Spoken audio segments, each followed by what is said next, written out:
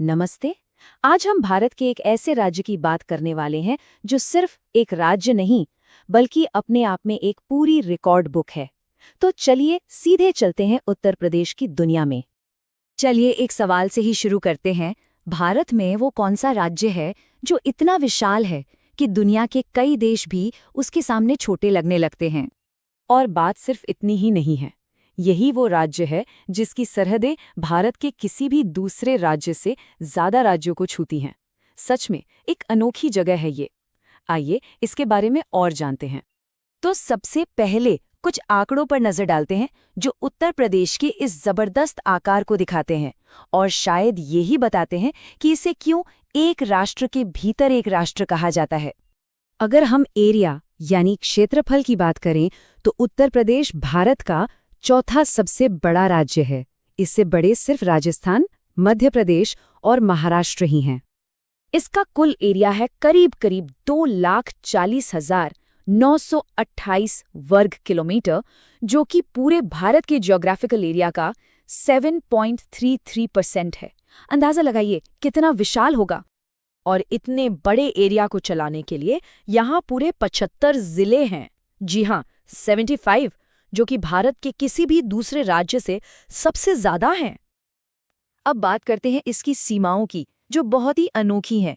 पता है उत्तर प्रदेश को सीमाओं का राजा भी क्यों कहा जाता है? चलिए देखते हैं। ये भारत का इकलौता ऐसा राज्य है जो 8 अलग-अलग राज्यों और एक केंद्र शासित प्रदेश यानी दिल्ली से जुड़ा है। उत्तर में देखिए तो उत्तराखंड और हिमाचल प्रदेश, पश्चिम में हरियाणा, राजस्थान और दिल्ली, दक्षिण में मध्य प्रदेश और छत्तीसगढ़ और पूरब में झारखंड और बिहार। मतलब सही में ये भारत का दिल है। इसकी सबसे लंबी सीमा मध्य प्रदेश के साथ लगती है, जबकि सबसे छोटी वो है हिमाचल प्रदेश के साथ, जिसे सिर्फ सहारनपुर जिला ही छूता है। अच्छा, अब आते हैं इस राज्य की कुछ ऐसी ज्योग्राफिकल पहेलियों पर जो सच में हैरान कर देती हैं। लीजिए एक और पहेली।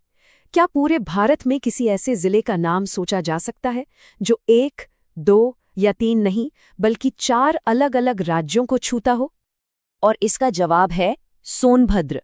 ये जिला सिर्फ उत्तर प्रदेश का ही नहीं बल्कि पूरे भारत का एक ज्योग्राफिकल अजूबा है।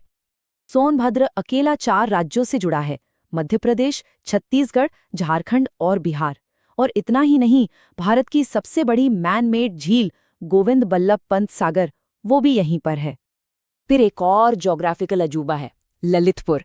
ये जिला 3 तरफ से मध्य प्रदेश से घिरा हुआ है और उत्तर प्रदेश से इसका कनेक्शन सिर्फ झांसी के रास्ते है, बिल्कुल एक प्रायद्वीप की तरह। तो ये तो हुई घरेलू सीमाओं की बात। अब थोड़ा आगे बढ़ते हैं और देखते हैं कि उत्तर प्रदेश की एक अंतर्राष्ट्रीय सीमा भी है, नेपाल के साथ। उत्तर प्रदेश के 7 जिले सीधे नेपाल से जुड़ते हैं। अगर हम पश्चिम से पूरब की तरफ एक सफर करें तो ये जिले हैं पीलीभीत, लखीमपुर खीरी, बहराइच, श्रावस्ती, बलरामपुर, सिद्धार्थनगर और आखिर में महाराजगंज। तो आखिर में चलिए ये देखते हैं कि उत्तर प्रदेश का ये जो विशाल आकार है, ये इसे देश में एक लीडर की भूमिका में कैसे लाता है। देखिए इस राज्य की जो विशाल जमीन है वो इसे खेती किसानी का एक पावर हाउस बना देती है। गेहूं हो, गन्ना हो, दूध हो या फिर आलू, इन सब के उत्पादन में ये देश में नंबर 1 पर है। और हाँ, जब बात लोगों की हो तो आबादी में भी ये सबसे आगे है। और ये विशालता सिर्फ राज्य के स्तर पर ही नहीं, इसके अंदर भी दिखती है। जरा सोचिए, सबसे बड़े जिले लखीमपुर खीरी और सबसे छोटे जिले हापुड़ के साइज में कितना बड़ा फर्क होगा। तो संक्षेप में अगर कहें तो उत्तर प्रदेश का जो भूगोल है, इसकी विशालता, इसकी सीमाएं, इसके संसाधन, यही सब मिलकर इसकी राष्ट्रीय पहचान की नींव रखते हैं।